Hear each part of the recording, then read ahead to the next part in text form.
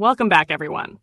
In today's video, I'll be guiding you through the process of creating a 30-day premium UDP request configuration file and setting it up on the SocksIP Tunnel VPN app. With this method, you'll enjoy a faster, more stable, and more secure browsing experience, all without hassle. If this is your first time here, make sure to hit that like button, subscribe, and share this video so you don't miss any of our future tutorials. Let's get started. To begin, we need to generate the 30-day premium UDP request config file. Open any web browser and in the search bar, type UDP Custom Community. Press Enter, and from the results, click on the official UDP Custom Community website. This is where we'll create our premium file. Once you're on the homepage, look for the menu icon, usually at the top corner of the screen. Tap it, and from the list of options, choose 30 days UDP request config. A short 10-second countdown will appear, and once that's complete, your premium file will be ready.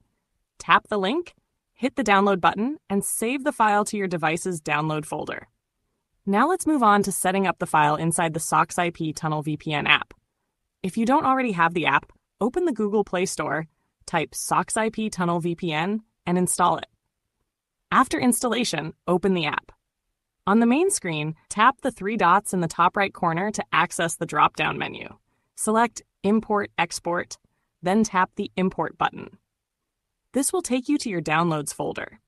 Find the 30-day premium UDP request config file you just saved, select it, and confirm.